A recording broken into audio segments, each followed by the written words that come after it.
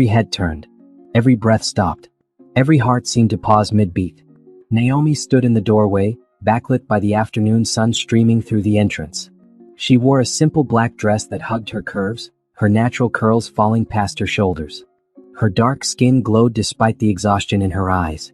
She was thinner than she used to be, and there were shadows under her eyes that spoke of sleepless nights and endless tears. But she was alive. Very much alive. At the altar, Julian froze mid-vow. The words died on his lips as his eyes locked onto hers. His face went from tan to pale in seconds. The ring he held slipped from his fingers and clattered against the marble floor, the sound piercing through the shocked silence. "I do," Camille had been saying, her voice sugary sweet, but now she turned to see what had stolen her groom's attention. When she saw Naomi, her perfect smile cracked like porcelain hitting concrete. "No," she whispered. "No, no, no." In the front row, Lorraine, Naomi's stepmother, stood up so fast her chair toppled backward. Her carefully applied makeup couldn't hide the terror that washed over her features. Her mouth opened and closed like a fish gasping for air. Naomi took one step forward. Then another. Her heels clicked against the floor, each step measured and deliberate. She wasn't running. She wasn't rushing. She walked down that aisle like she owned it, like she was the bride this day was meant for. "Stop," someone whispered. Maybe it was Camille. Maybe it was Lorraine. Naomi didn't care. The guests started murmuring. Phones came out. People were recording. This was the scandal of the century in their small community. "You're dead," Julian finally managed to say, his voice breaking. "You died. There was a funeral. I saw the death certificate." "Did you see my body?" Naomi asked, her voice steady despite the storm raging inside her chest. She stopped 5 feet from the altar, her eyes never leaving Julian's face. "Did you identify me yourself? Or did you just believe what you were told?" Tears streamed down Julian's face. "Naomi, we all thought." "You thought wrong," Naomi said simply. She turned her gaze to Camille, who was now backing away from the altar, her white dress trailing behind her. "Hello, sister. That's a beautiful dress. Is it comfortable? Does it feel good to wear white while standing on a foundation of lies?" Camille's face twisted. "You don't understand. You were gone. You left him. I died, Camille. Or at least, that's what Mother told everyone." Naomi shifted her attention to Lorraine, who looked like she might pass out. "Isn't that right, Lorraine? You told them I was dead. You held a funeral. You comforted my grieving fiancé. And then you pushed your daughter into my place before my side of the bed even got cold." The church exploded with gasps and whispers. People were standing now, craning their necks to see better, to hear better. This was better than any television drama they'd ever watched. "That's not, I can explain," Lorraine started, but her voice was shaking so badly the words barely made sense. "Explain what?" Naomi's voice rose for the first time, emotion cracking through her careful control. "Explain how you told everyone I died in a car accident in Paris? Explain how you bribed officials to create a fake death certificate? Explain how you changed all the phone numbers so I couldn't reach anyone when I finally recovered from pneumonia? Explain how you stole my life." Julian swayed on his feet. 2 groomsmen rushed forward to steady him. "Pneumonia?" he whispered. "You were sick? You were alive and sick and I wasn't there?" "You weren't there because you were told I was dead," Naomi said, and now her voice softened with genuine pain. "You were told I was gone and you believed it without question. You moved on. Fast." "I grieved for you," Julian said, his voice raw. "I was destroyed. I couldn't eat, couldn't sleep. I wanted to die too. Camille was there. She helped me. She took advantage," Naomi finished. "She and her mother saw an opportunity and they took it. They saw you vulnerable and broken, and instead of helping you heal, they replaced me." Camille was crying now, her perfect makeup running down her cheeks in black streams. "I loved him too," she sobbed. "I always loved him. You had everything, Naomi. Everything. You were always the pretty one, the smart one, the one everyone loved. For once, I just wanted something that was yours." The honesty of it was almost worse than the lies. Naomi felt something twist in her chest, but she refused to let it show on her face. "So you helped your mother fake my death." "I didn't know she was going to," Camille started, but Lorraine cut her off. "Shut up, Camille. Don't say another word." But it was too late. The truth was spilling out like water from a broken dam, and there was no stopping it now. Naomi reached into her purse and pulled out a folder. She held it up for everyone to see. "I have evidence. All of it. The fake death certificate. The bribed officials. The bank records showing payments made to falsify documents. Every lie, every crime, documented and ready for the police. As if on cue, sirens began to wail in the distance, growing closer. Naomi had called them before entering the church. She timed it perfectly. Lorraine's face went from pale to green. "You wouldn't." "I already did," Naomi said. She looked at Julian one last time. He was on his knees now, sobbing, reaching for her. She felt nothing but pity. "Goodbye, Julian. I hope you find what you're looking for someday. But it won't be me." She turned and walked back down the aisle, her head held high, as the police entered through the doors she just walked through. Behind her, chaos erupted. Lorraine tried to run. Camille collapsed in her wedding dress, wailing. Julian called Naomi's name over and over, his voice echoing off the vaulted ceiling. But Naomi didn't look back. She'd spent too long looking back, trapped in the past. Now she was walking forward into a future that was finally, completely her own. 3 years earlier, life had been simple. Beautiful even. Naomi remembered it in colors, bright yellows and soft blues, the kind of colors that made everything feel possible. She'd met Julian at a coffee shop on a Tuesday morning. She'd been running late for work, juggling her laptop bag, her phone, and a presentation folder that kept trying to escape her grip. She hadn't been watching where she was going, and she'd collided directly into a man holding 2 cups of coffee. The coffee had gone everywhere. All over his white shirt. All over her cream blouse. They'd both frozen, staring at each other in horror, and then they both started laughing at the exact same time. "I am so sorry," Naomi had said, grabbing napkins from a nearby dispenser and trying to help clean his shirt, which only made things worse. No, I should have been watching," Julian had insisted, taking the napkins from her with a grin that made her heart do a strange little flip. "I'm Julian, by the way. Julian Price." "Naomi Foster," she'd replied, and when their hands touched as he handed her more napkins, she'd felt something electric pass between them. They'd both been late to work that day, but they'd exchanged numbers. And that evening, Julian had called her. "I figure I owe you a coffee," he'd said. "One that actually makes it into a cup this time." Their first date had been that weekend. Julian had taken her to a small Italian restaurant where the pasta was homemade and the owner knew everyone by name. They talked for 4 hours straight about everything and nothing. Naomi told him about her job as a marketing consultant, about her dreams of starting her own agency someday. Julian told her about his work as an architect, about his love for designing homes that felt like havens. "I believe spaces should heal people," he'd said, his eyes lighting up the way they always did when he talked about his work. "Every room should tell a story. Every corner should feel safe." Naomi had fallen a little bit in love with him right then. Their relationship had grown like a garden in spring. Natural, inevitable, beautiful. Within 6 months, they were inseparable. Julian met her friends. Naomi met his family. Everything felt right in a way nothing had ever felt right before. The only shadow in Naomi's happiness was her home life. Her father, Thomas, had remarried when Naomi was 12 years old. Her mother had died from cancer when Naomi was 10, and Thomas had been lost without her. When he met Lorraine at a business conference, he thought he'd found salvation. Lorraine had seemed nice enough at first. She was polished, elegant, always knowing the right thing to say. She came with a daughter, Camille, who was Naomi's age. Thomas had hoped the girls would become sisters. But Camille had never wanted a sister. She'd wanted to be an only child, the center of attention, the princess of the house. When Naomi's father doted on Naomi, Camille would sulk for days. When Naomi got good grades, Camille would complain they were too easy. When Naomi got into a good college, Camille said it was only because for a month. Over the years, Camille's jealousy had only grown worse. And Lorraine had enabled it, always making excuses for her daughter's behavior, always finding ways to put Naomi down while lifting Camille up. When Naomi introduced Julian to her family, she saw the way Camille looked at him.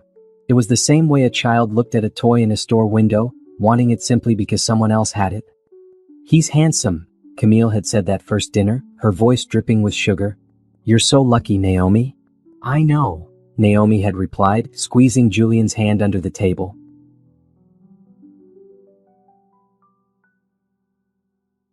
Lorraine had smiled, but it hadn't reached her eyes. "Don't get too comfortable, dear. Men like Julian don't usually stay with women like you for long." Thomas had immediately defended Naomi, but the damage was done.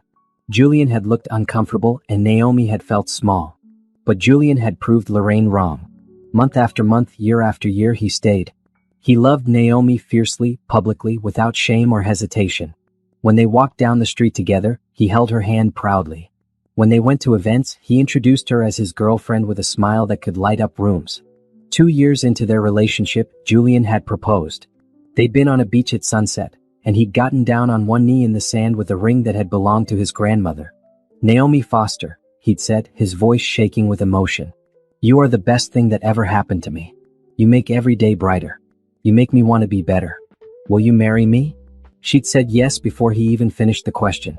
They'd spun around on that beach, laughing and crying and kissing as the waves crashed around them. The engagement had been magical. They'd started planning the wedding immediately. Naomi wanted something simple but elegant. Julian wanted whatever made her happy. They'd picked a date, started looking at venues, dreamed about their future together. But then the job offer came. A marketing firm in Paris wanted Naomi for a 6-month contract. It was the opportunity of a lifetime, a chance to work with international clients, to build her portfolio, to make connections that could launch her own agency when she returned. "I don't want to leave you," Naomi had said, curled up against Julian on their couch. "Then don't," he'd replied simply. "But this job. We'll be here when you get back, or another one like it will come along," Julian had said. Then he'd cupped her face in his hands, looking at her seriously. "Naomi, I love you. I want to marry you. I want to spend my life with you. But I also want you to chase your dreams. 6 months will fly by. We can video call every day. I'll even come visit. And when you get back, we'll get married and start our life together." She'd loved him so much in that moment it physically hurt. "You're sure?" "I've never been more sure of anything," he'd promised. So Naomi had accepted the job. She'd packed her bags, said her goodbyes, and boarded a plane to Paris with Julian's ring on her finger and his love in her heart. She remembered the last thing he'd said to her at the airport. "Come back to me. Always," she promised. She hadn't known then that it was a promise she wouldn't be able to keep. Not because she didn't want to, but because forces beyond her control were already setting a plan in motion. A plan that would tear her life apart and give her sister everything she'd always wanted. That night, after Naomi's plane took off, Camille had shown up at Julian's apartment with a bottle of wine and a sympathetic smile. "She'll be gone for 6 months, Camille had said. "That's a long time to be alone. If you ever need company, I'm just a phone call away." Julian had thanked her politely and closed the door. But the seed was planted. The trap was being set. And none of them knew how badly things were about to go wrong. Paris was everything Naomi had dreamed it would be. The city was beautiful, the work was challenging, and she felt herself growing in ways she never had before. Every morning, she woke up in her small apartment near the Marais district and walked to the office through streets that smelled like fresh bread and coffee. The marketing firm, Beaumont and Associates, specialized in luxury brands. Naomi's job was to help bridge the gap between American and European markets, using her unique perspective and skills to create campaigns that worked across cultures. It was exhausting and exhilarating in equal measure. Every night, no matter how tired she was, she video called Julian. They would talk for hours, sharing their days, missing each other, counting down the months until she came home. 3 more months, Julian would say, his face filling her laptop screen. "Too long," Naomi would reply. "But then forever," he'd promise. Life was good. Hard but good. Naomi was building something real, something that would set up their future together. She was proud of herself. Julian was proud of her. Everything was falling into place. Until it wasn't. It started with a cough. Nothing serious, just a little tickle in her throat that wouldn't go away. Naomi ignored it, pushing through her long work days and late nights. She was in Paris to work, not to be sick. But the cough got worse. Then came the fever. Then the exhaustion so deep she could barely get out of bed. "You need to see a doctor," her colleague Sophie said, her French accent thick with concern. "You look terrible." Naomi had finally gone to the hospital on a Wednesday afternoon when she nearly collapsed during a presentation. The diagnosis was swift and serious. Pneumonia. Bad pneumonia. The kind that required immediate hospitalization. They admitted her that same day. Naomi remembered calling Julian from her hospital bed, her voice weak but trying to sound strong. "I'm okay," she told him. "Just a little sick. They're keeping me for observation." "I'm coming there," Julian had said immediately. "I'll get on the next flight." "No, don't. I promise I'm fine. It's just pneumonia. They'll give me antibiotics and I'll be out in a few days. Don't waste the money on a plane ticket." She could hear the worry in his voice, but eventually he'd agreed. "Call me every day. Promise me." "I promise," she'd said. That was the last time she spoke to him for over a year. The pneumonia was worse than anyone had thought. Naomi's lungs filled with fluid. Her fever spiked to dangerous levels. Within 24 hours, she was in the intensive care unit, unconscious, fighting for her life. She didn't know then that everything she owned was in her small apartment, including her phone charger. The hospital staff had her phone, but the battery died within a day. When Naomi finally woke up, 2 weeks later, she was too weak to do anything but breathe. The doctors told her she'd almost died. They'd put her in a medically induced coma to help her body heal. She'd been in the ICU for 2 weeks, then moved to a regular room for another 3 weeks as she slowly recovered. During that time, her phone sat dead in a plastic bag with her other belongings. Her apartment went unchecked. Her job, worried about her, tried to contact emergency contacts listed in her employee file. The number they called was her father's. But Thomas was traveling in Asia for business and had his American phone turned off. The calls went to voicemail. The emails went unread. The backup emergency contact was listed as Lorraine Foster, her stepmother. The hospital reached her after several attempts. What Naomi didn't know, what she couldn't have known while lying in that hospital bed fighting to breathe, was that Lorraine saw an opportunity in that phone call. A chance to get rid of the stepdaughter she'd always resented and give her own daughter the life she thought Camille deserved. When the hospital called to inform Lorraine that Naomi was seriously ill, Lorraine had listened carefully. She'd asked questions. She'd learned that Naomi was in the ICU, that it was touch and go, that the next 72 hours were critical. And then Lorraine had done something unforgivable. She'd thanked the hospital for calling and hung up. And she told no one. Not Thomas, who was in Singapore and unreachable. Not Julian, who was calling the family constantly for updates. Not Naomi's friends who were worried sick. Instead, Lorraine had waited. 3 days. 1 week. 2 weeks. She'd watched Julian grow frantic with worry when Naomi stopped calling. She'd seen his text messages pile up, unanswered. She'd heard his voicemails, each one more desperate than the last. And when the moment was right, when Julian was at his most vulnerable, Lorraine had put her plan into action. She'd called him on a Tuesday evening. Naomi remembered later that it must have been when she was finally starting to wake up, her body exhausted but healing. She'd been thinking about Julian, missing him, wanting to hear his voice. While she lay in that hospital bed, Lorraine was delivering the news that would destroy everything. Julian, Lorraine had said, her voice breaking perfectly like an actress in a play. I have terrible news. There's been an accident. Naomi, she's gone. Julian had collapsed. Literally fallen to his knees in his apartment, the phone slipping from his hand. His roommate had to pick it up and get the details. A car accident, Lorraine had explained, tears in her voice that were probably real, tears of satisfaction. In Paris. She was killed instantly. The French authorities just contacted us. I'm so sorry, Julian. I know how much you loved her. It was all lies. Every single word. But Lorraine had prepared. She'd spent 2 weeks researching, planning, creating a web of deception so thick it seemed impossible to unravel. She'd found a corrupt official in Paris who, for the right price, would create false documents. She'd paid him well, using money she'd secretly been siphoning from Thomas's accounts for years. The fake death certificate looked real. The accident report looked official. Even the photos of a car crash, pulled from an unrelated accident, looked convincing. Julian had believed it because why wouldn't he? Who would lie about something like that? What kind of monster would fake someone's death? The funeral had been held 2 weeks later. A closed casket, of course, because there was no body. Lorraine claimed Naomi's remains had been cremated in France due to the severity of the accident and international regulations. Another lie, but who would question a grieving stepmother? Julian had spoken at the funeral. He'd cried so hard he could barely get the words out. He told stories about their love, about their plans, about the life they would never get to have. People had held him while he sobbed. Camille had been one of them. I'm here, she'd whispered to him. I'll help you through this. And she had been there. Every day after the funeral, Camille had shown up. She'd brought food when Julian couldn't eat. She'd sat with him when he couldn't stand to be alone. She'd listened when he needed to talk about Naomi. At first it seemed like kindness. Sisterly support for her stepsister's grieving fiancé. But slowly, carefully, Camille began to change the dynamic. She started touching his arm more, laughing at his jokes, dressing a little nicer when she knew she'd see him. 3 months after the funeral, Camille had kissed him. Julian had pulled away at first, guilt flooding through him. But Camille had been patient. Naomi wouldn't want you to be alone forever, she'd said softly. She'd want you to be happy. She loved you enough to want that for you. It was manipulation at its finest. And Julian, broken and lost, had eventually believed it.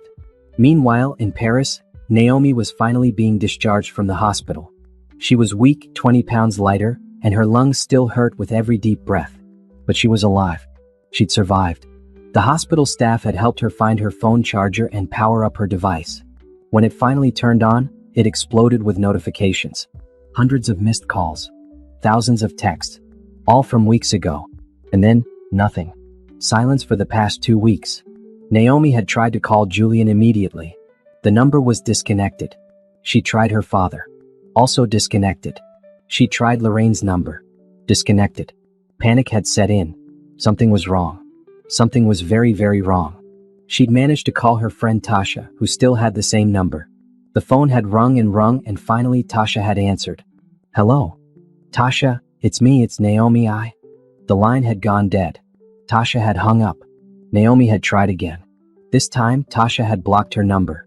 Confused and frightened, Naomi had asked the hospital social worker to help her. They'd called the American embassy. They'd made inquiries. And slowly, horribly, Naomi had learned the truth. Everyone thought she was dead. There had been a funeral. Her father had moved away in grief.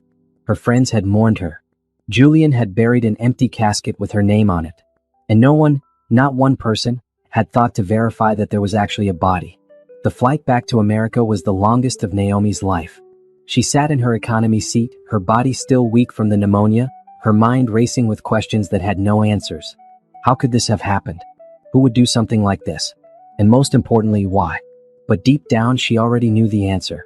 There was only one person cruel enough, calculating enough, to orchestrate something this horrible. Lorraine.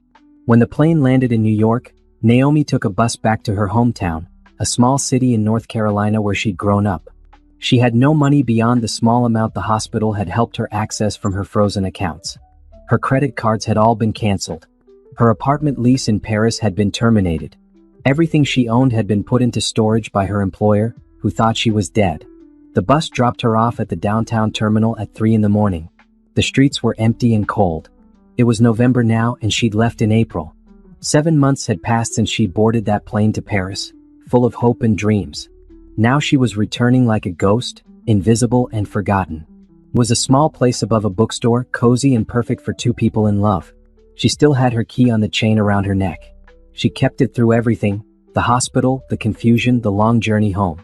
But when she got to the building, she found the locks had been changed. Her key didn't work. She peered through the window and saw the apartment was empty. All their furniture was gone. The walls were bare. It was like they'd never lived there at all. Naomi sank down on the front steps and cried. She cried for everything she'd lost, for the life that had been stolen from her, for the man she loved who thought she was dead. She cried until there were no tears left, until she was just sitting there empty and exhausted as the sun started to rise. "Are you all right, dear?" a voice asked. Naomi looked up to see an elderly woman with kind eyes and silver hair standing in the doorway of the bookstore below the apartment. She was holding a broom and wearing an apron that said, "Read more books." "I used to live here," Naomi said, her voice hoarse. "I used to live upstairs." The woman's eyes widened. "You're Naomi Foster, aren't you? The girl who died." "I'm not dead," Naomi said tiredly. "But everyone thinks I am." The woman stared at her for a long moment, then set down her broom and sat beside Naomi on the steps. "My name is Eleanor Patterson, but everyone calls me Miss Patterson. I own this bookstore. I knew something was wrong with that whole situation. Your young man moved out so fast, left everything behind. That stepmother of yours came and packed it all up. Something about it felt wrong in my spirit. My stepmother told everyone I died," Naomi said. "She faked my death while I was sick in a hospital in Paris." Miss Patterson's face hardened. "That woman always had mean eyes. I could tell. You can always tell by the eyes." She stood up and offered Naomi her hand. "Come on inside. Let's get you some tea and figure out what to do." That was how Naomi found herself sitting in the back room of Patterson's Books, wrapped in a blanket, drinking chamomile tea while Miss Patterson made phone calls and asked questions. The older woman was sharp, determined, and most importantly, she believed Naomi. "Your father is in Seattle," Miss Patterson reported after several calls. "He moved there after your funeral. I have an address but no phone number. Your friend Tasha thinks you're an imposter or a ghost. She won't talk to me. And you're Julian." "What about Julian?" Naomi asked, her heart clenching. Miss Patterson's face was sympathetic. He moved across town. I have his new address. But Naomi, honey, there's something else you need to know. What? He's been seeing someone. Your stepsister. They've been together for about 3 months now. The teacup slipped from Naomi's fingers and shattered on the floor. Hot liquid spread across the tile, but Naomi didn't move. She just sat there, frozen as the words sank in. Julian was with Camille. Her fiancé was dating her stepsister. The two people she trusted most had betrayed her in the worst possible way. I need to see him, Naomi said. I need to talk to him. You need to rest first, Miss Patterson said firmly. You look like you're about to fall over. Stay here tonight. Sleep. Get your strength back. Then we'll figure out how to fix this mess. Naomi wanted to argue, but she was too tired. She let Miss Patterson lead her to a small apartment above the bookstore, a spare space the older woman sometimes rented out. There was a bed, a bathroom, and a window that looked out over the street. Rest, Miss Patterson said. I'll bring you some soup later. Naomi? We're going to make this right. I promise. Naomi climbed into the bed fully clothed and fell asleep immediately. She slept for 16 hours straight, her body finally giving in to the exhaustion of the past months. When she woke up, it was the next day, and there was soup on the nightstand along with a note from Miss Patterson. Gone to do some investigating. Help yourself to anything in the kitchen. You're safe here. Over the next few days, Naomi slowly pieced together what had happened while she was gone. Miss Patterson was a master at gathering information. She talked to neighbors, shopkeepers, anyone who would listen. And slowly the picture became clear. After the funeral, Julian had been a mess. He'd stopped going to work. He'd barely left his apartment. His friends had been worried he might hurt himself. And that's when Camille had stepped in. She'd been there every day. She'd cooked for him. She'd cleaned his apartment. She'd held him when he cried. At first, everyone thought she was just being a good sister-in-law, helping her stepsister's fiancé through his grief. But then she'd started staying overnight. Then she'd started answering his phone. Then one day someone saw them kissing in the park. The relationship had been controversial at first. Some people thought it was too soon, too weird, too wrong. But Lorraine had been there to defend them. Naomi would have wanted Julian to be happy, she'd told anyone who would listen. And who better to help him heal than someone who knew Naomi, who loved her too? Camille is helping him keep Naomi's memory alive. It was manipulation disguised as sentiment. And it had worked. Now, 3 months later, Julian and Camille were officially together. They'd moved into a new apartment together. They were building a life. And Lorraine was encouraging it every step of the way. Naomi felt sick every time she thought about it, but she also felt angry. This wasn't just betrayal. This was theft. Lorraine had stolen her life and given it to Camille like a present. I need to prove I'm alive, Naomi told Miss Patterson. I need documentation. I need evidence. I've been thinking about that, Miss Patterson said. We need a lawyer. A good one. And we need to contact the embassy again, get proper documentation that you're alive. We need to find out how your stepmother created that fake death certificate. Over the next 2 months, that's exactly what they did. Naomi worked in the bookstore during the day, slowly rebuilding her strength and her savings. At night, she worked with a lawyer Miss Patterson had connected her with, a sharp woman named Attorney Henderson who was outraged by what had happened. This is fraud on multiple levels, Attorney Henderson had said. Identity fraud, document fraud, possibly even theft if your stepmother accessed any of your accounts. We're going to nail her to the wall. They started with the embassy. Naomi had to prove she was alive, which was harder than it should have been. She had her passport, but that had been reported as belonging to a deceased person. She had her driver's license, but same problem. It took weeks of paperwork, interviews, and verification before the embassy finally issued a new document certifying that Naomi Foster was, in fact, alive. Then they tackled the death certificate. With help from the embassy and French authorities, they tracked down the corrupt official who had created it. When faced with evidence of his fraud, he'd confessed everything. Lorraine had paid him $5,000 to create the fake documents. He had emails, bank transfers, everything. It was all the evidence they needed. But Attorney Henderson had advised Naomi to wait. If we go to the police now, your stepmother will have time to hide assets, destroy evidence, flee. We need to catch her red-handed when she can't deny it. And we need your father's support. He has the most legal standing to press charges. So Naomi had focused on finding her father. Thomas Foster had moved to Seattle after her death, unable to stay in a town that reminded him of his daughter. Miss Patterson had found his address, and Naomi had written him a letter. An actual physical letter, because she was afraid he wouldn't believe a phone call or email. "Dad," she'd written, "I know you think I'm dead, but I'm not. I'm alive. Lorraine lied to you. She lied to everyone.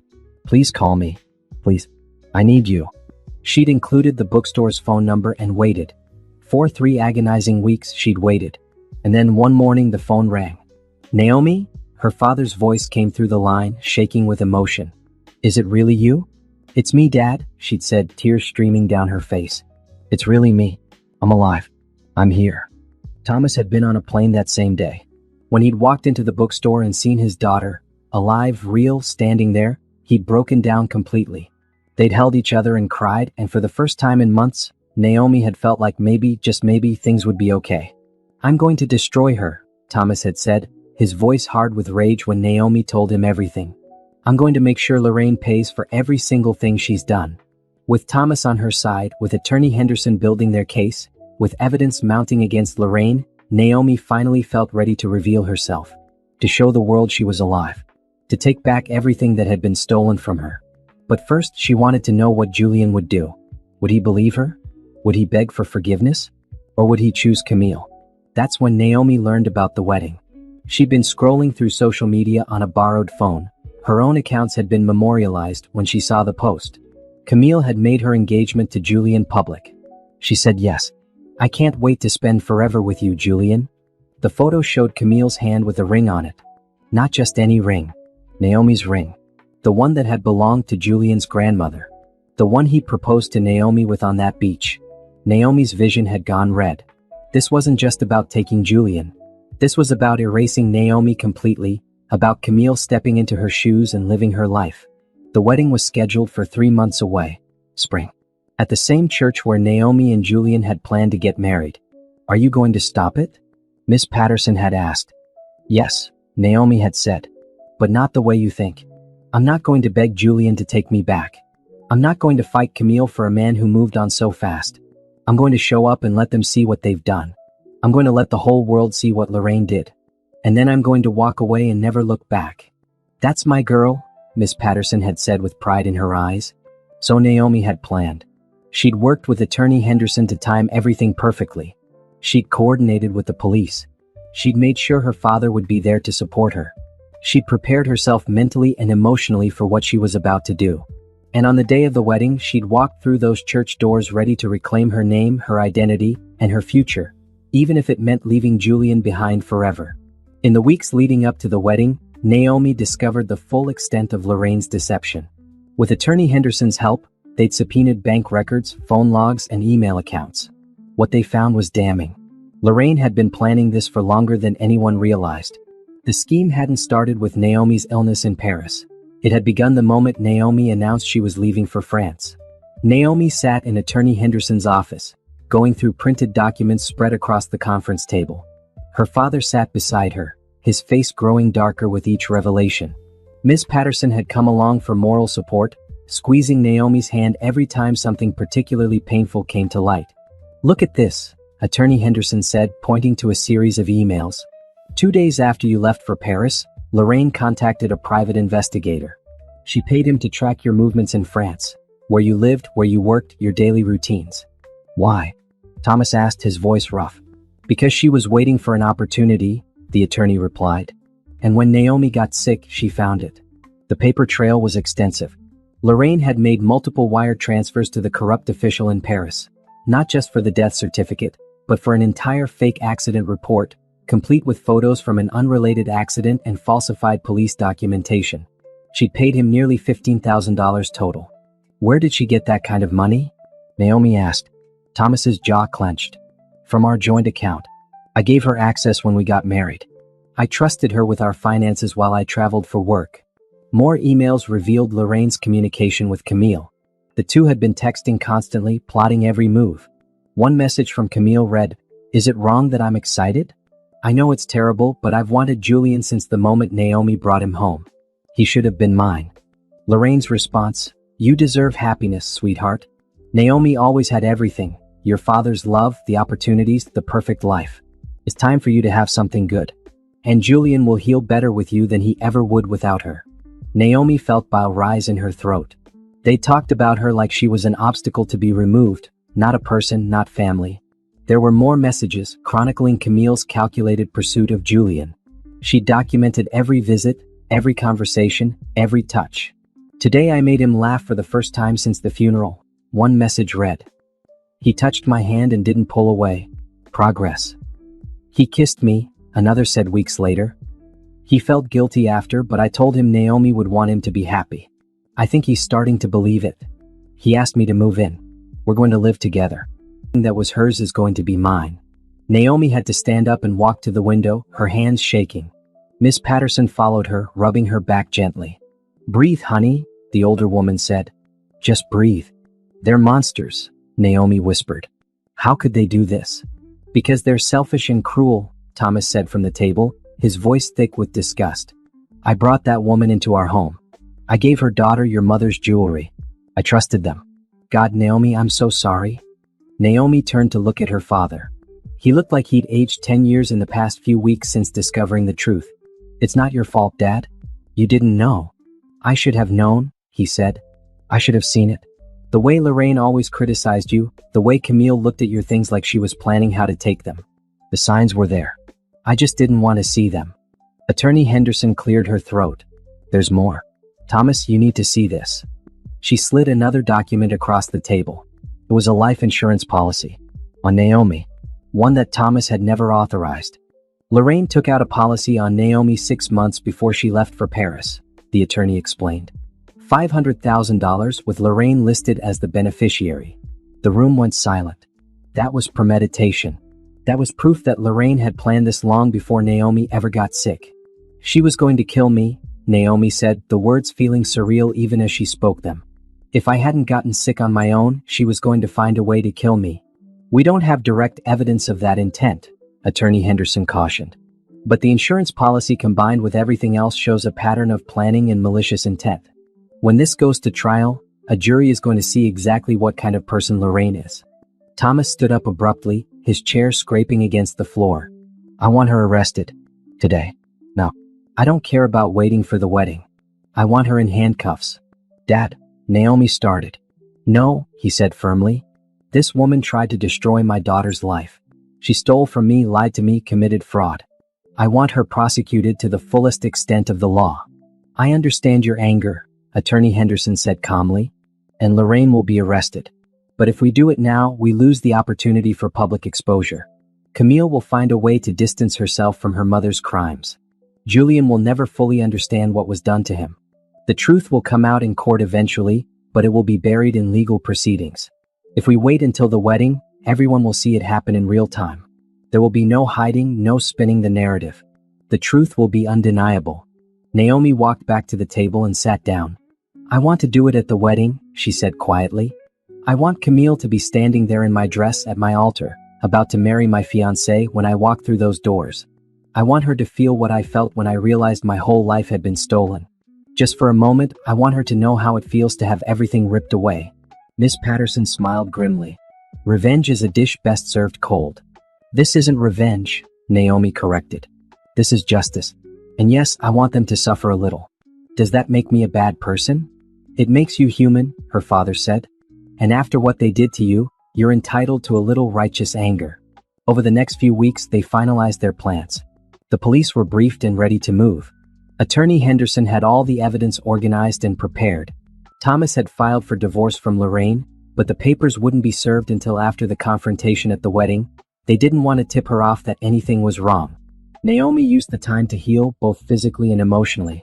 She worked in Miss Patterson's bookstore, finding comfort in the quiet routine of helping customers and organizing shelves. The older woman had become like a second mother to her, offering wisdom and kindness without judgment. "What are you going to do after?" Miss Patterson asked one afternoon as they unpacked a shipment of new books. "After the wedding?" Naomi asked. "After everything. After Lorraine is arrested, after the truth comes out." "What then?" Naomi was quiet for a moment, thinking. "I don't know. Start over, I guess. Really start over this time. Build a life that's completely mine, that no one can take away." "What about Julian? What about him?" Naomi asked, her voice harder than she intended. "Do you still love him?" It was a question Naomi had been avoiding asking herself. Did she still love Julian? The man who had proposed to her, promised her forever, and then moved on to her stepsister within months of her supposed death? I love who I thought he was, Naomi said finally. I love the memory of what we had. But the real Julian? The one who didn't question the story, who didn't demand to see proof, who jumped into bed with Camille so quickly. I don't know that person. And I don't want to. That's growth, Miss Patterson said approvingly. You're seeing clearly now. He's going to ask me to take him back, Naomi said. When he sees me at the wedding, when he realizes what happened, he's going to beg for forgiveness. And what will you say? No, Naomi said simply. I'll say no. Because even if Camille and Lorraine manipulated him, he made choices. He chose to believe the story without question. He chose to start dating my stepsister. He chose to propose to her with my ring. Those were his choices, and I can't forgive them. Good girl, Miss Patterson said. You deserve someone who would move heaven and earth to find you, not someone who moved on in 3 months. The night before the wedding, Naomi couldn't sleep. She lay in bed in the small apartment above the bookstore, staring at the ceiling, running through everything that would happen the next day.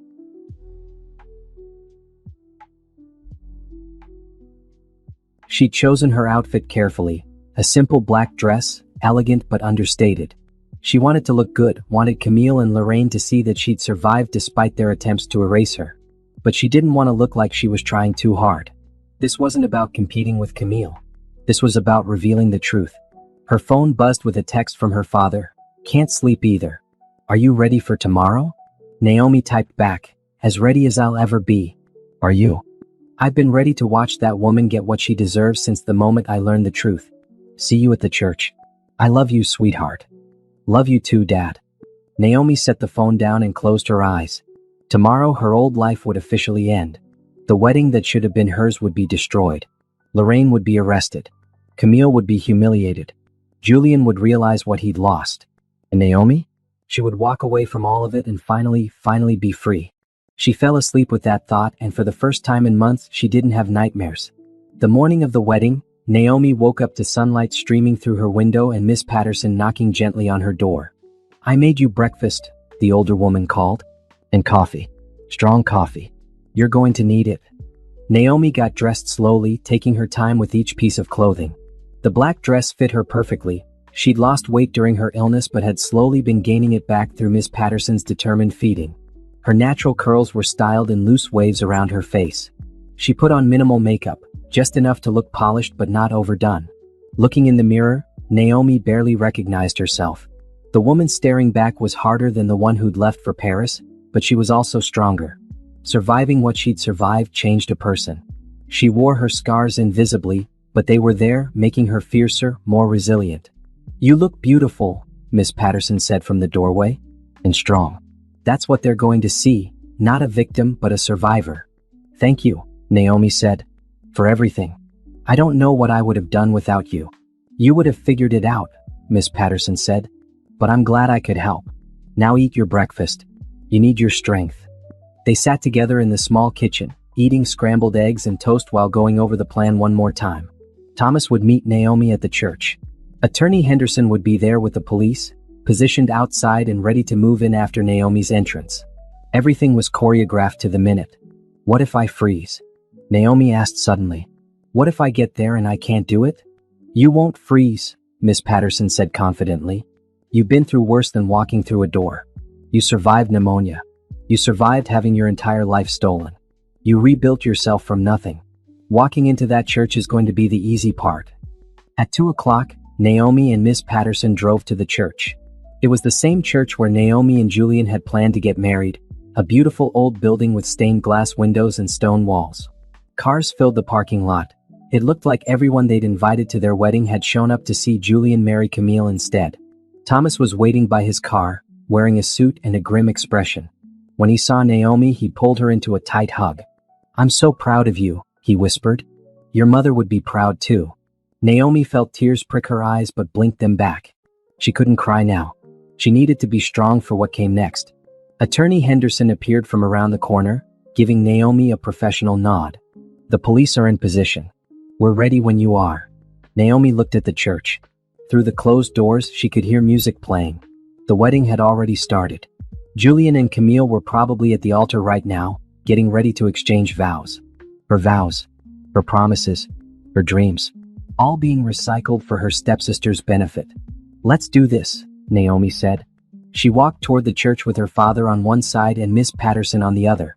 Attorney Henderson followed a few steps behind. When they reached the doors, Naomi paused. "I'll go in alone," she said. "I need to do this part by myself." Thomas squeezed her hand. "We'll be right behind you." Naomi nodded, took a deep breath, and pushed open the church doors. The music stopped. Every head turned. And Naomi walked down that aisle toward the two people who had stolen everything from her. What happened next was exactly as planned: the shock, the chaos, the confrontation. Naomi delivered her accusations with a steady voice, produced her evidence, and watched as Lorraine's lies crumbled around her. The police entered on cue. Lorraine was arrested while screaming about misunderstandings and mistakes. Camille collapsed in her wedding dress, wailing about how unfair it all was. And Julian? He tried to reach for Naomi, tried to explain, tried to beg for forgiveness. But Naomi had simply looked at him, really looked at him, and felt nothing but pity. "You didn't fight for me," she'd said quietly. "You didn't question. You didn't search. You just moved on. That tells me everything I need to know about what I meant to you." "That's not fair," Julian had protested, tears streaming down his face. "I thought you were dead. I was destroyed. I grieved." "For 3 months," Naomi interrupted. "You grieved for 3 months before you started dating my stepsister. And you proposed to her with my ring. The ring that was supposed to represent forever between us. You gave that to her. So no, Julian, I don't want your explanations or your apologies. I want you to leave me alone." She'd walked out of that church with her head held high, leaving behind the wreckage of what should have been her wedding day. Her father and Miss Patterson had been waiting outside, along with Attorney Henderson and several police officers who were processing Lorraine's arrest. "It's done," Naomi had said, and suddenly the strength that had carried her through drained away. She'd sagged against her father, letting him hold her up. "Let's go home," Thomas had said gently. But where was home? Not her father's house, which still had too many memories of Lorraine. Not even Paris, where everything had fallen apart. "Come stay with me," Miss Patterson had offered. "Take all the time you need. The apartment above the bookstore is yours for as long as you want it." That had been 6 months ago. 6 months of slowly rebuilding her life piece by piece. 6 months of therapy, of legal proceedings, of learning who she was outside of her relationship with Julian and her family's drama. Lorraine had been charged with fraud, identity theft, and several other crimes. She was currently awaiting trial, held on a high bail that Thomas refused to pay. Camille hadn't been charged with any crimes. There wasn't enough evidence that she'd known about her mother's fraud beforehand, but her reputation was destroyed. No one in their community wanted anything to do with her after what had happened. Julian had tried to contact Naomi repeatedly in the weeks after the wedding. He'd sent texts, emails, letters. He'd shown up at the bookstore until Miss Patterson had threatened to call the police. Eventually, he'd gotten the message. Naomi didn't want him back. Not now, not ever. Thomas had officially divorced Lorraine and moved back to North Carolina to be close to Naomi. He was trying to rebuild his relationship with his daughter, to make up for the years he'd been too busy with work to notice what was happening in his own home. "I'm taking early retirement," he told Naomi over coffee one morning. "I missed too much of your life already. I'm not missing any more." Naomi had used the settlement money from Lorraine's fraud case to start her own marketing agency, just like she'd always dreamed.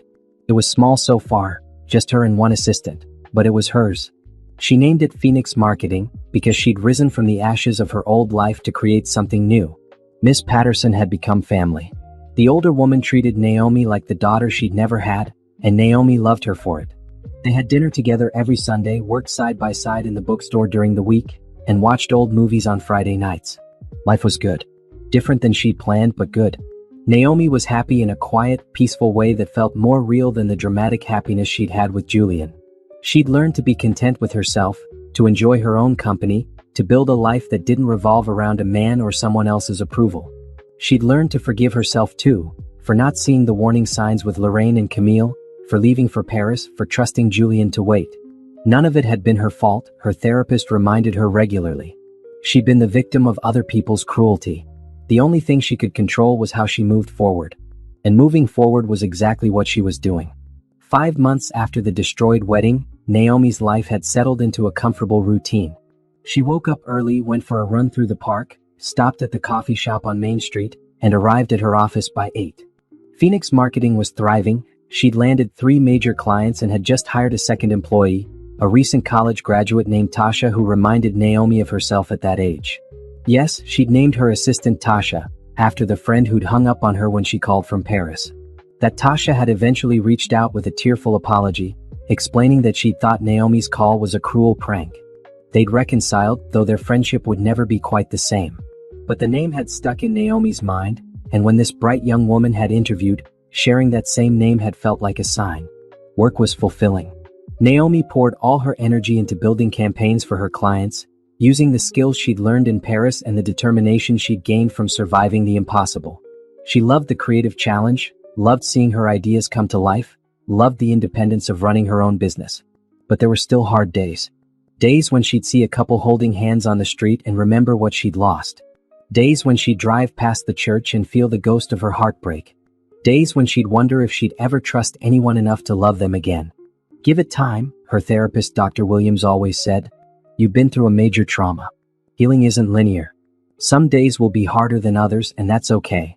Naomi was trying to believe that. She was trying to be patient with herself, to let healing happen at its own pace. But sometimes she felt stuck, frozen in the moment she'd walked through those church doors and seen Julian at the altar with Camille. Then one day everything changed. Naomi was at her desk, reviewing a campaign proposal, when young Tasha knocked on her office door. Hey boss, you've got a visitor. Says his name is Antoine. Should I send him in? Naomi frowned. She didn't know anyone named Antoine. Did he say what it's about?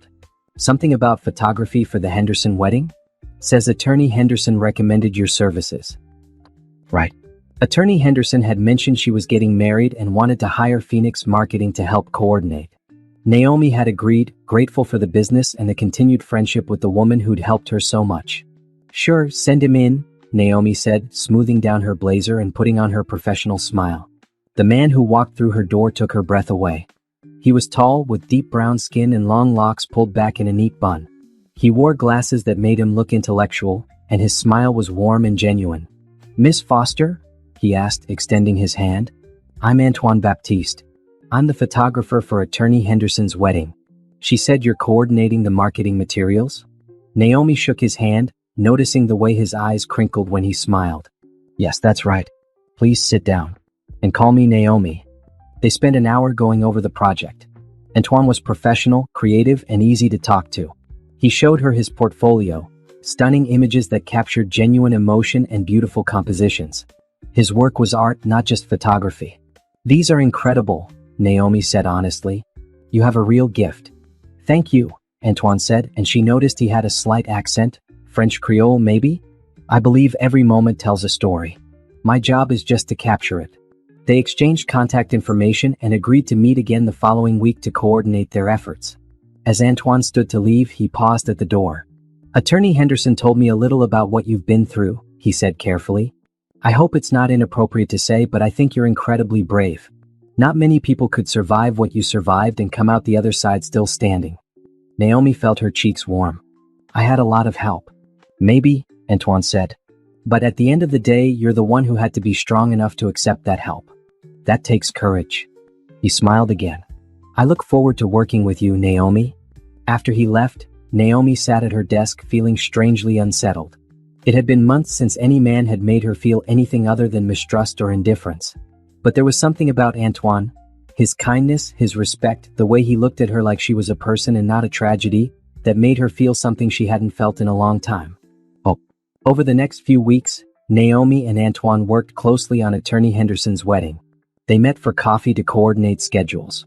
They talked on the phone late at night about creative concepts.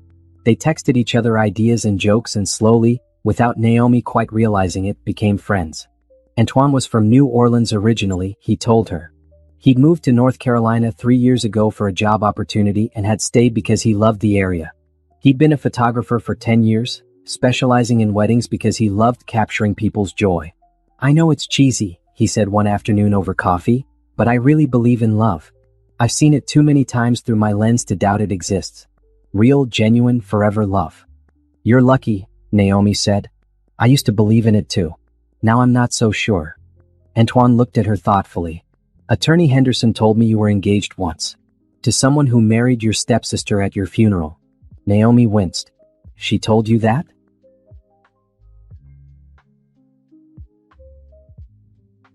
She wanted me to understand why you might be guarded, Antoine said gently.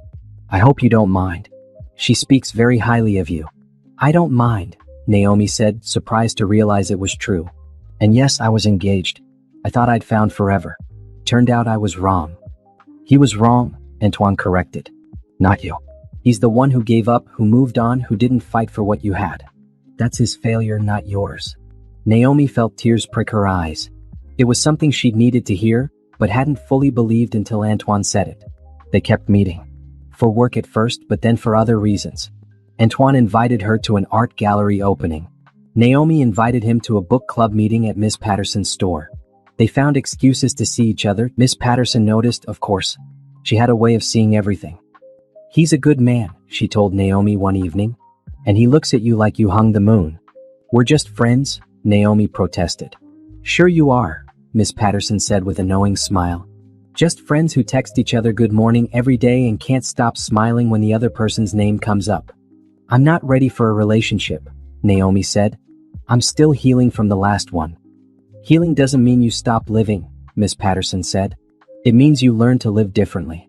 And sometimes the best healing comes from taking risks on people who deserve them.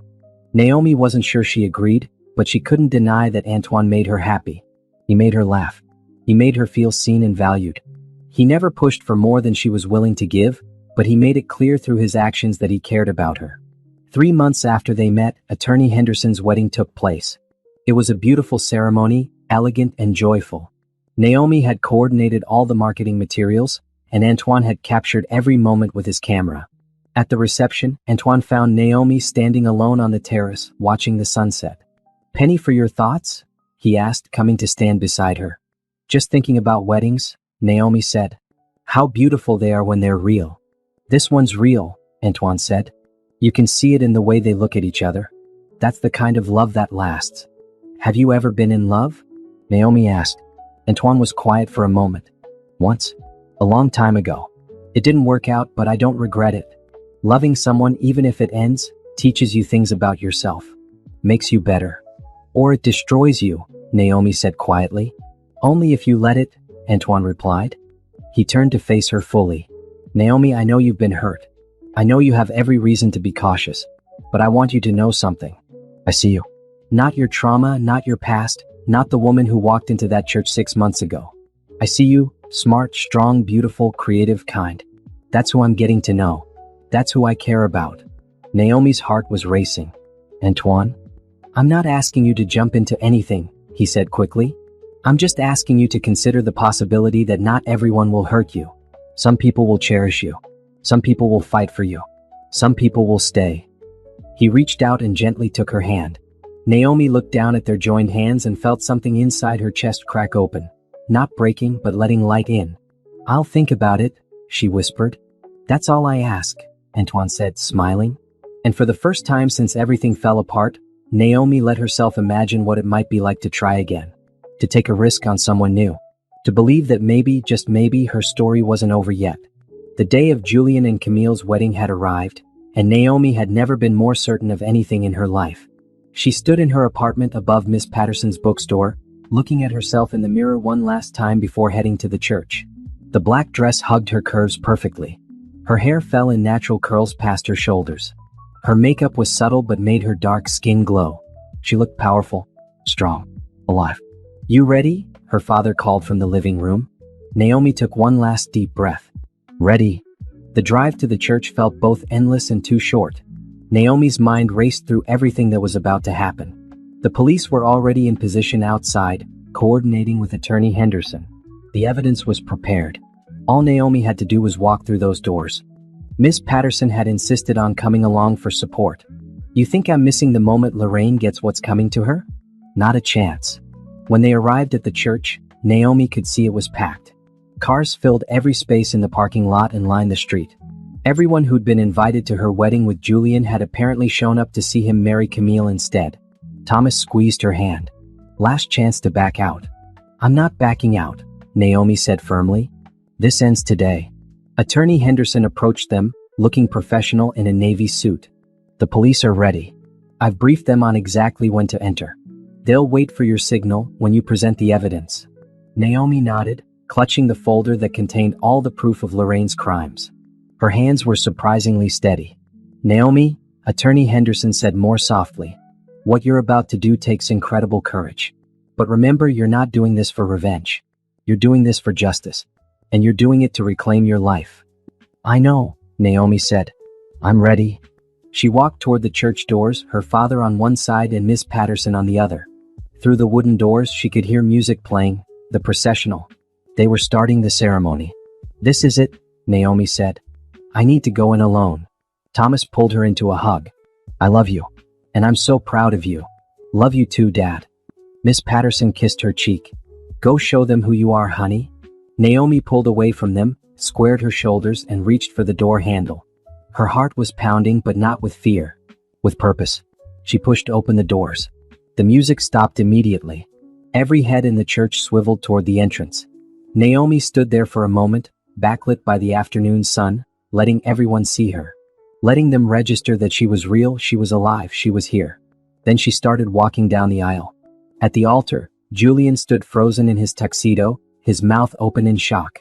Beside him, Camille looked beautiful in a white dress that Naomi recognized. It was similar to the one Naomi had picked out for their wedding. Of course, Camille had copied even that. In the front row, Lorraine slowly rose to her feet, her face draining of color. She looked like she was seeing a ghost. In a way, she was. Naomi's heels clicked against the marble floor as she walked. She didn't rush. She took her time, making sure everyone got a good look at her. Making sure this moment was burned into everyone's memory. When she was about 5 feet from the altar, she stopped. Hello, Julian, she said, her voice clear and steady. Surprised to see me? Julian's legs gave out. He actually collapsed, falling to his knees at the altar. 2 groomsmen rushed forward to help him, but he pushed them away, staring at Naomi with tears already streaming down his face. No, he whispered. You're dead. You're dead. I went to your funeral. Did you see my body? Naomi asked calmly. Did you identify me yourself? The death certificate, Lorraine said. Lorraine lied, Naomi said simply. She turned her gaze to her stepmother. Didn't you, Lorraine?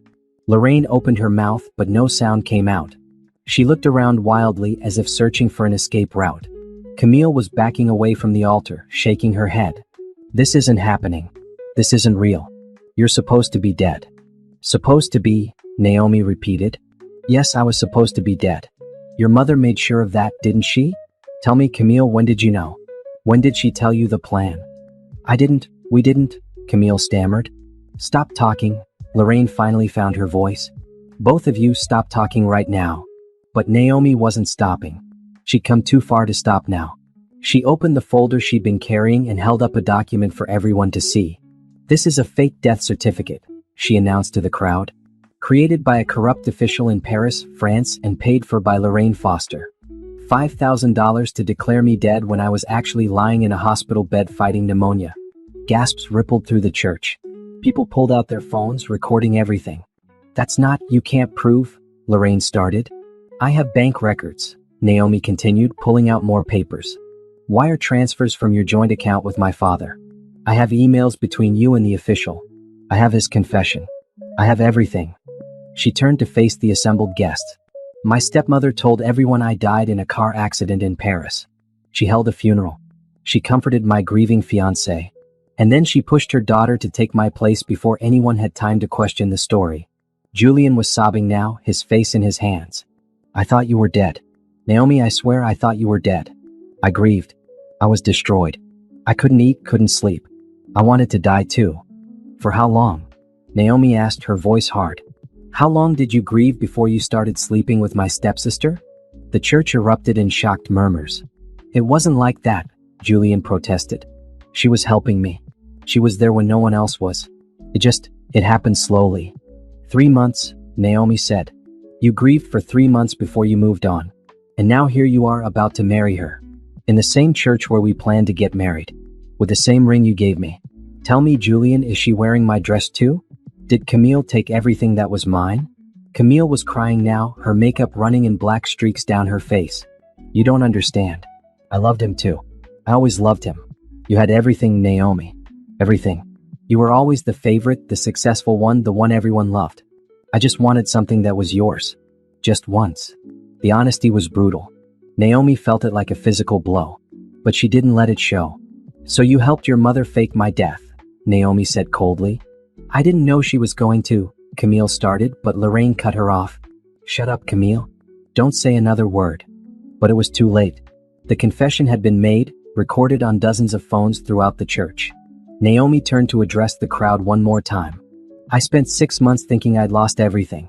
My home, my job, my fiancé, my life. I was sick and alone in a foreign country while my stepmother told everyone I was dead.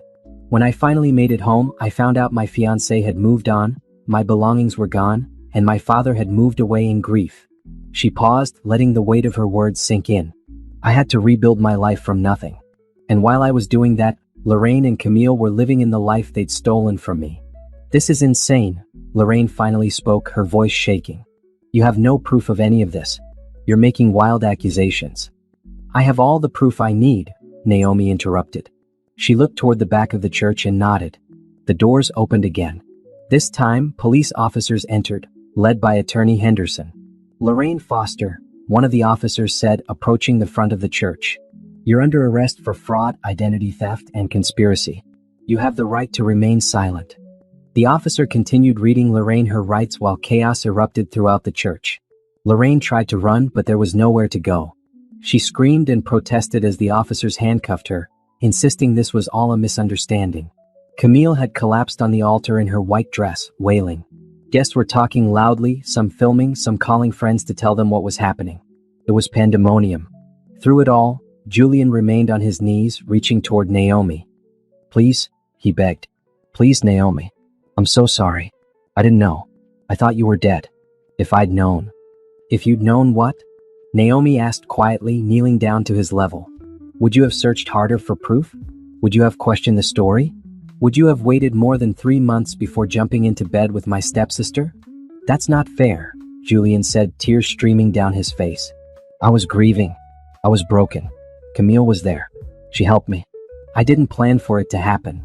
But it did happen, Naomi said. You chose to let it happen. You chose to propose to her with my ring. You chose to plan this wedding. Those were your choices, Julian. And they tell me everything I need to know about how much I really meant to you. No, Julian grabbed her hands. No, you meant everything. You still mean everything. I love you. I've always loved you. This with Camille, it was a mistake. I was lost and confused and she was just there. But it's you. It's always been you. Naomi gently pulled her hands away. It's too late, Julian. Even if Camille and Lorraine manipulated you, you still made choices. You still moved on. You still forgot me fast enough to fall for someone else. That's not the kind of love I want. That's not the kind of love I deserve. She stood up, looking down at him one last time. Goodbye, Julian. I hope you find what you're looking for someday. But it won't be with me. And it shouldn't be with Camille either. Julian collapsed completely, sobbing into his hands. Around them, people were recording, whispering, watching the drama unfold. Naomi turned and walked back down the aisle. Her father and Miss Patterson were waiting at the doors, along with Attorney Henderson. It's done, Naomi said, and she felt a weight lift off her shoulders. It's finally done. Thomas pulled her into a fierce hug. I'm so proud of you. Outside, they could hear Lorraine still screaming as the police put her into a car. Camille had emerged from the church, still in her wedding dress, being comforted by her bridesmaids. She looked lost, broken, like her whole world had just fallen apart. Naomi felt no satisfaction in it, no joy, just a quiet sense of justice being served. What now?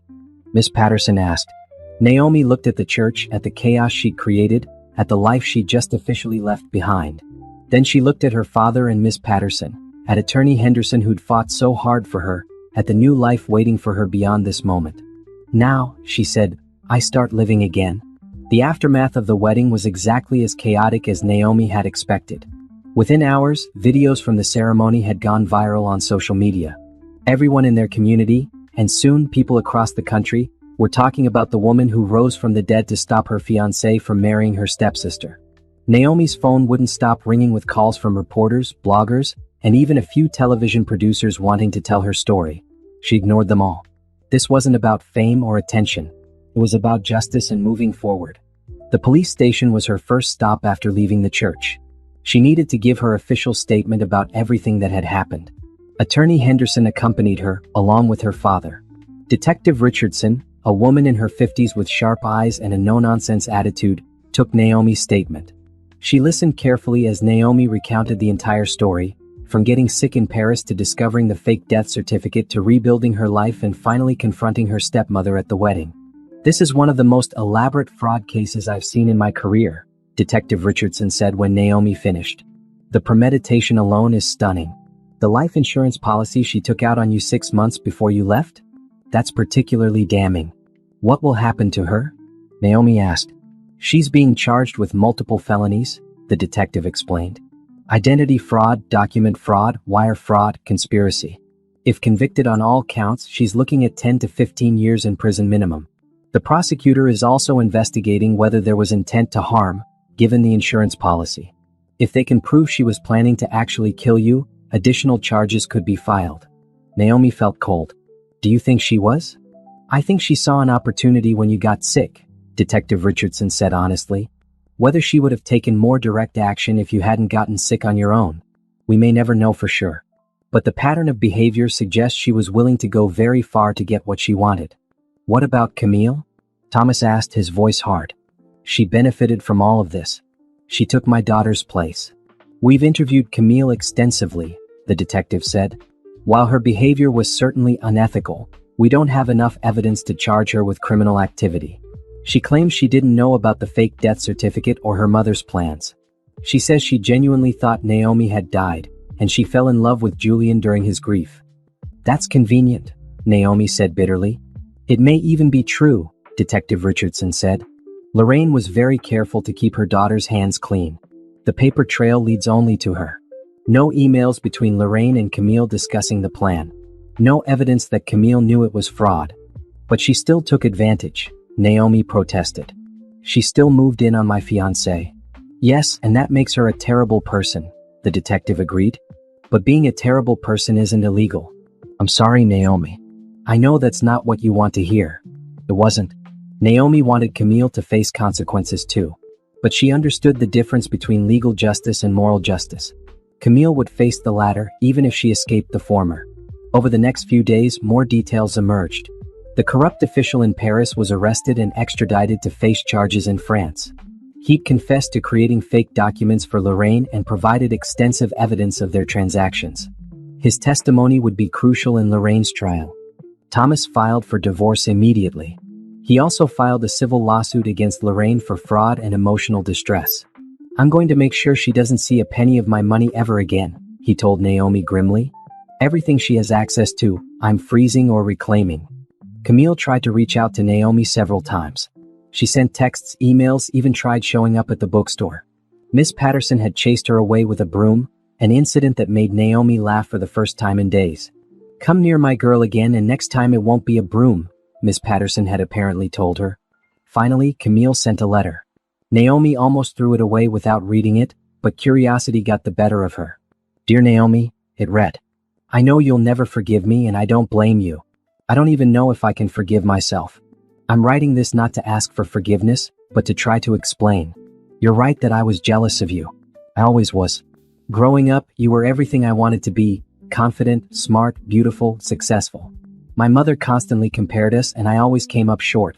When Julian came into your life, I saw him as just another thing you had that I didn't. I knew it was wrong, but I couldn't stop myself from wanting him. When Mom told me you died, I was shocked. Devastated even. You were my stepsister, and despite my jealousy, I never wanted you dead. But I also saw an opportunity. Julian was broken and I was there. I told myself I was helping him, but really I was helping myself. I let my mother's manipulations and my own jealousy guide me into something that I knew was wrong. I took advantage of his grief. I wore your ring. I planned to marry him in your church. I don't know how I became this person. The worst part is I don't think I ever really loved Julian. I loved the idea of having what you had. I loved winning for once. That's sick, I know. I'm seeing a therapist now, trying to understand why I'm like this. It doesn't change what I did, but maybe it will help me become a better person. I don't expect you to care about that. I just wanted you to know that I see now what I did. I see how wrong it was. And I'm sorry. You deserved better. From me, from my mother, from Julian. I hope you find happiness, real happiness, with someone who deserves you. Camille. Naomi read the letter twice, then set it aside. It was probably the most honest thing Camille had ever said to her. And while it didn't change anything, didn't make what happened okay, it did give Naomi a small sense of closure. Camille was facing her own consequences. Public humiliation, social exile, and hopefully some genuine self-reflection. Julian, meanwhile, had become a ghost. After the wedding disaster, he'd disappeared. His friends reported that he'd taken a leave of absence from work and left town. No one knew where he'd gone. Good riddance, Miss Patterson said when she heard. That boy needed to figure himself out. But Naomi felt a strange emptiness knowing Julian was gone. Not because she wanted him back, she didn't. But because she'd never gotten the closure of hearing him truly acknowledge what he'd done wrong. His pleas at the wedding had been about his pain, his grief, his excuses. He'd never really apologized for moving on so quickly, for proposing to Camille with Naomi's ring, for not fighting harder to find the truth. Maybe he never would. Maybe that was something Naomi would have to make peace with on her own. 2 weeks after the wedding, Lorraine's bail hearing took place. The prosecutor argued that she was a flight risk, given the serious charges and her history of fraud. The judge agreed, setting bail at $1 million. Thomas sat in the courtroom watching his ex-wife in her orange jumpsuit and felt nothing but disgust. "I can't believe I married her," he told Naomi afterward. "I brought that woman into our lives. I gave her access to you. This is my fault." "Dad, no," Naomi said firmly. "This is Lorraine's fault. She's the one who made these choices. She's the one who committed these crimes. You're a victim too. I should have protected you better." "You couldn't have known," Naomi said. "No one could have predicted she'd do something this extreme. Stop blaming yourself." It was advice Naomi needed to follow herself.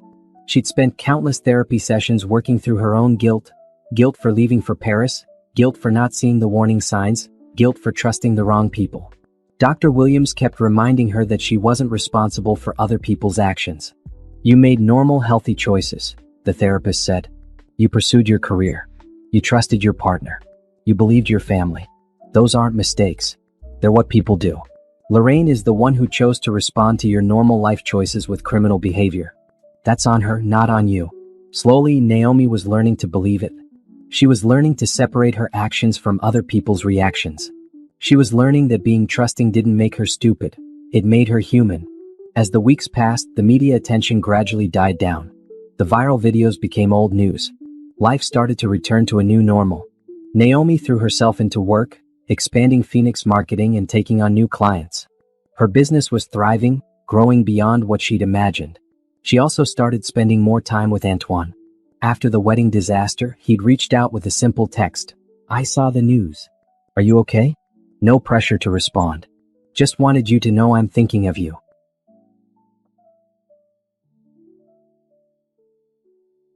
She'd appreciated that he didn't ask for details, didn't pry, just offered support. They'd met for coffee a few days later, and Naomi had found herself telling him everything. Antoine had listened without judgment, had held her hand when she cried, and had made her laugh when she needed it most. "You're remarkable," he'd said. "Most people would have been destroyed by what you went through. But you're stronger than ever." "I don't feel strong," Naomi had admitted. "Strength isn't about never being weak," Antoine had replied. "It's about getting back up every time you fall. And you, Naomi, you keep getting back up." His words had stayed with her, giving her courage when doubt crept in. And slowly, carefully, she was letting herself trust again. Not blindly, not naively, but consciously choosing to believe that not everyone would hurt her. That some people were worth the risk. 3 months after the wedding, Lorraine's trial began. Naomi sat in the courtroom every day, listening to testimony, watching evidence being presented, seeing her stepmother's lies unravel one by one. It was exhausting and painful, but also cathartic. Every day of the trial was another step toward justice. The prosecution built an airtight case. They presented the fake death certificate, the emails, the bank records, the life insurance policy, the testimony from the corrupt official in Paris. They showed how Lorraine had systematically planned and executed her fraud, how she'd manipulated everyone around her, how she'd stolen Naomi's life without remorse. The defense tried to argue that Lorraine had been trying to protect her daughter, that she'd acted out of maternal love rather than malice. But it didn't hold up against the evidence of premeditation. After 2 weeks of testimony, the jury deliberated for less than 3 hours. They found Lorraine guilty on all counts. At sentencing, the judge was harsh. "Miss Foster, what you did was not just illegal, it was cruel beyond measure. You faked the death of your stepdaughter, devastated her family and friends, and stole her life for your own daughter's benefit. You showed no remorse, no empathy, no recognition of the harm you caused.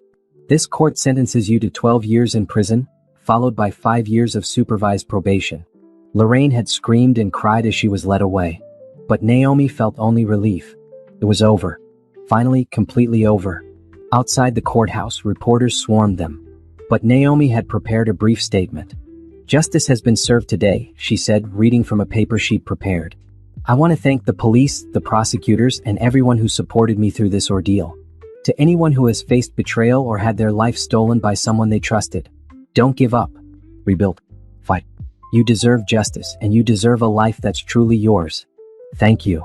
She didn't take questions, just walked away with her father and Miss Patterson flanking her like bodyguards. "You did it," Thomas said, his voice thick with emotion. "You really did it." "We did it," Naomi corrected. "I couldn't have done any of this without you or Miss Patterson or Attorney Henderson or so many others. It wasn't just me." "But you were the brave one," Miss Patterson said. "You were the one who had the courage to walk through those church doors. You were the one who stood up and demanded justice. Don't minimize that, honey. You did something extraordinary." That night, Naomi allowed herself to celebrate. Antoine took her out to dinner at a nice restaurant. They toasted to justice, to new beginnings, to the future. And for the first time in over a year, Naomi felt truly free. The past was finally behind her. Now she could focus on what came next. 6 months after Lorraine's conviction, Naomi's life looked completely different. Phoenix Marketing had grown to a team of 5 employees and had just secured a contract with a major national brand. The small office she'd started with had expanded into a proper suite downtown, with her name on the door and her dreams becoming reality. More importantly, Naomi herself had changed. She was confident in a way she'd never been before. She'd learned that she could survive the worst and come out stronger. She'd learned that she didn't need anyone to complete her. She was complete on her own. And she'd learned that real love, when it came, would add to her life rather than define it.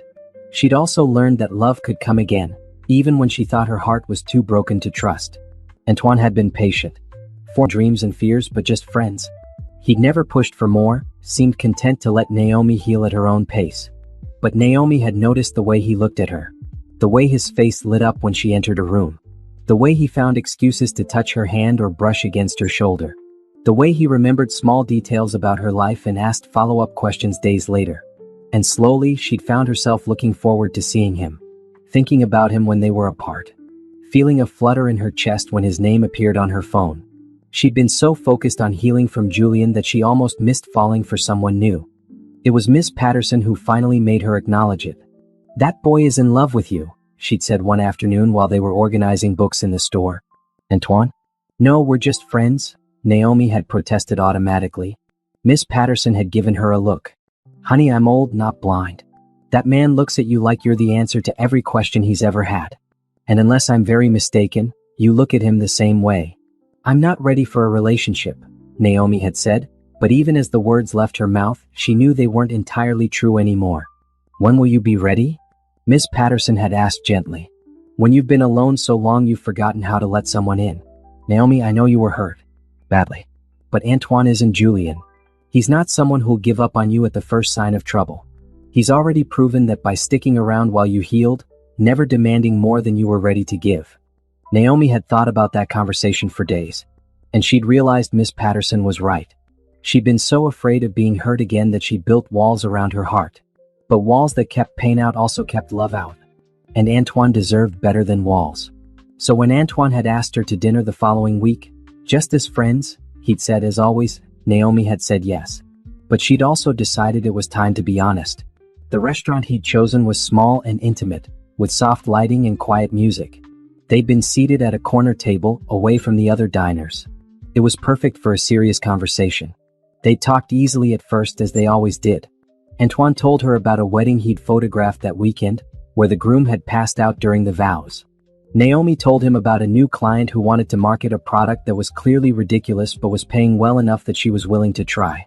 But as dinner progressed, Naomi found herself growing nervous. She wanted to tell Antoine how she felt, but the words stuck in her throat.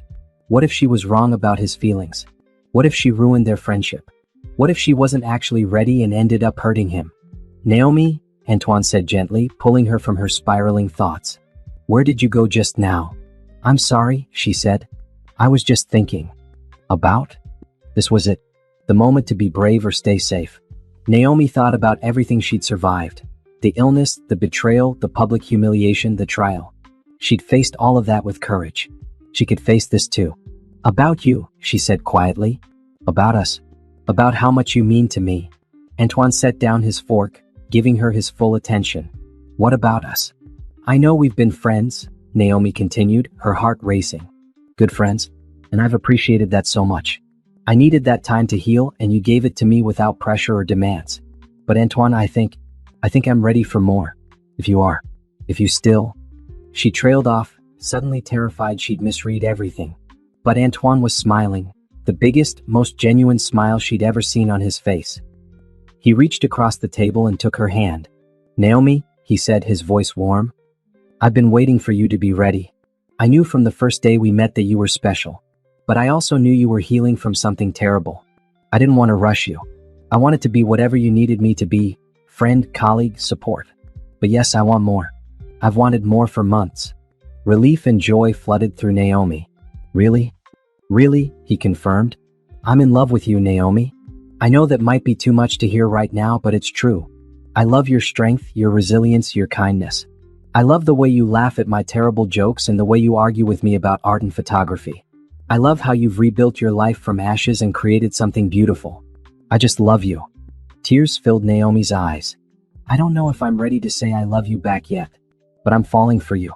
I know I am, and I want to see where this goes. I want to try. That's all I need, Antoine said, squeezing her hand. We'll take it at whatever pace you're comfortable with. No rush, no pressure, just us. Their first real date had led to more. Slowly, carefully, Naomi had let herself open up to the possibility of love again. Antoine proved himself trustworthy in 100 small ways. He kept his promises, he respected her boundaries, he supported her dreams, he showed up when she needed him. He was also patient with her fears.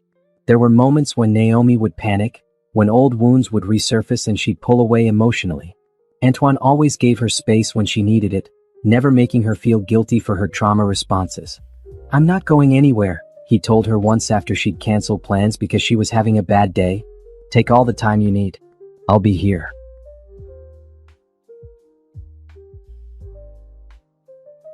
And he was. Always. 3 months into their relationship, Naomi finally said the words. They were sitting on the beach, the same beach where Julian had proposed to her years ago. She'd been avoiding the place, but Antoine didn't know that. He'd suggested a sunset walk, and Naomi had decided it was time to reclaim this place, to create new memories here. As the sun set over the water, painting the sky in oranges and pinks, Naomi turned to Antoine and said, I love you. His face lit up. Yeah. Yeah, she confirmed, feeling tears on her cheeks. I really, really love you. I didn't think I'd ever feel this way again. I didn't think I'd ever trust someone enough. But you've shown me that not everyone will hurt me. That some people are worth the risk. And I love you for that. I love you for being patient. I love you for seeing me, really seeing me, and loving what you see. Antoine pulled her into his arms, holding her close. I love you too, Naomi Foster. And I promise you, I will never give you a reason to regret trusting me. It was a promise he kept. Over the next 6 months, their relationship deepened and grew. They moved in together, into a small house with a garden where Naomi could grow tomatoes and Antoine could set up a home studio for his photography. They built a life together that was comfortable and real and theirs. Miss Patterson had been delighted. I told you, she crowed when Naomi told her about the move. I knew that boy was good for you. Thomas had approved too. He treats you the way you deserve to be treated, he'd said after meeting Antoine for the 3rd time. He makes you happy. That's all I ever wanted for you. Naomi's business continued to thrive. She'd been featured in several business magazines as an entrepreneur who'd overcome adversity. Her story inspired others, and she started speaking at conferences about resilience and rebuilding. She'd also reconnected with some old friends who'd believed she was dead.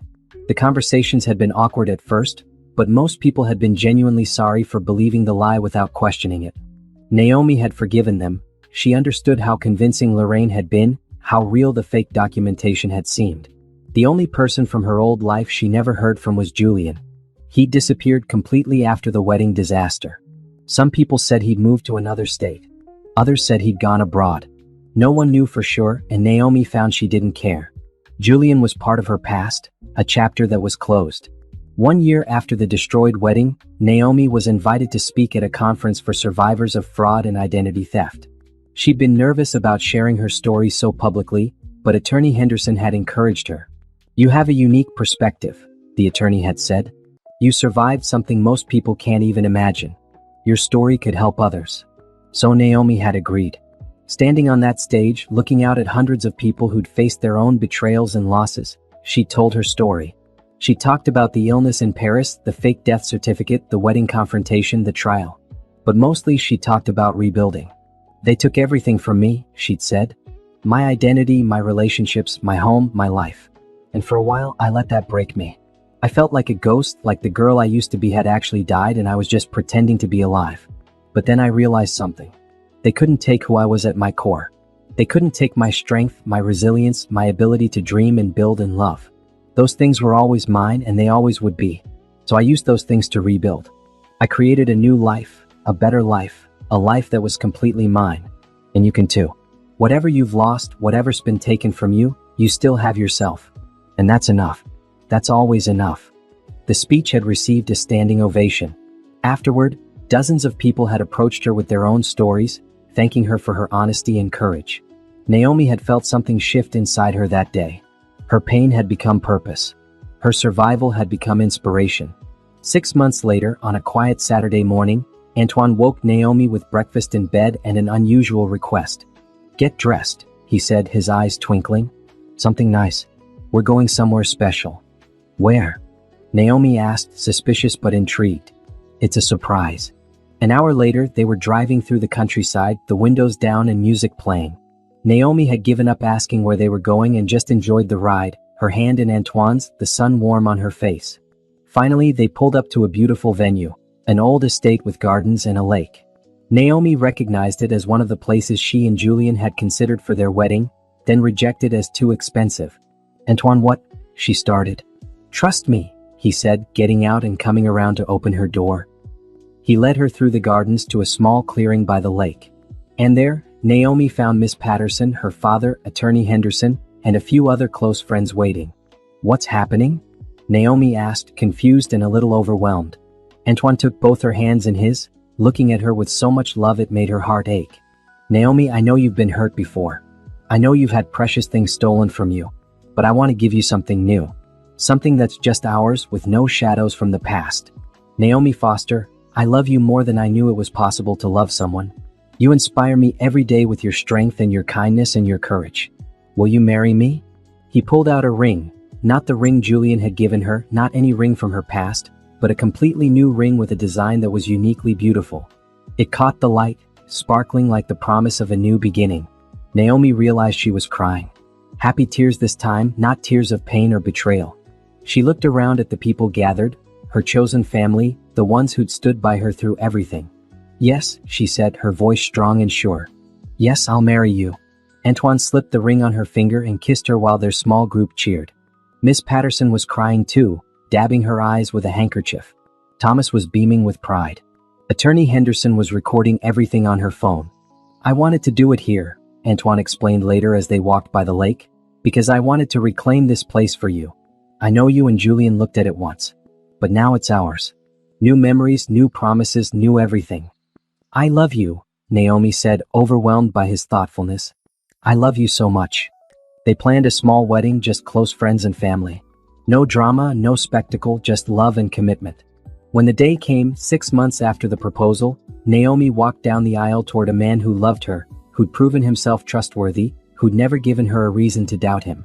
As she took her vows, Naomi thought about how far she'd come. From the girl on that plane to Paris, full of dreams and naive trust, to the woman lying in a hospital bed, alone and forgotten, to the woman who'd walked through church doors to confront her betrayers, to the woman standing here now, ready to start a new chapter with someone worthy of her love. She'd survived. She'd rebuilt. She'd thrived. And now, finally, she was getting the happy ending she'd always deserved. But this time, it was real, earned, and truly hers. At the reception, Miss Patterson gave a toast that made everyone laugh and cry.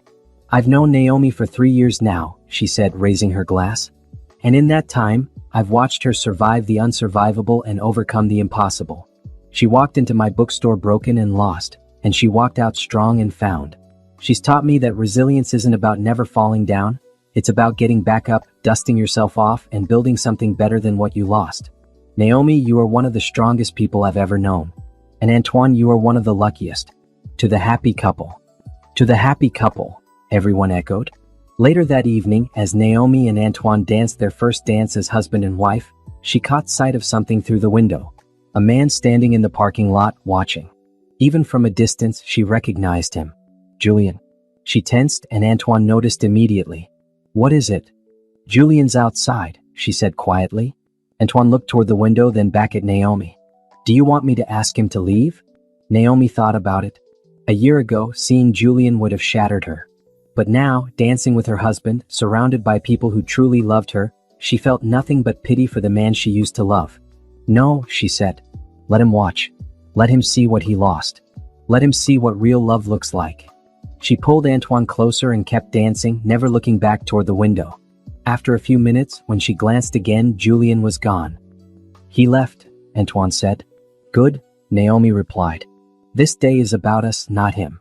This life is about us, Antoine corrected, kissing her forehead. Just us. No ghosts, no shadows, no past. Just our future. And as they continued to dance, Naomi believed it. She'd spent too long looking back, trapped by betrayal and pain. Now she was looking forward. To a life with Antoine. To building Phoenix Marketing into something even bigger. To maybe, someday having children. To growing old with someone who would never give up on her. The past would always be part of her story. The illness in Paris, the fake death, the stolen life, the wedding confrontation. Those were chapters she couldn't erase. But they were no longer the only chapters. They were no longer even the most important chapters. This was her story now. The story of a woman who'd been knocked down and got back up. Who'd had everything stolen and built something better. Who'd been betrayed and learned to trust again. Who'd survived and chose to thrive.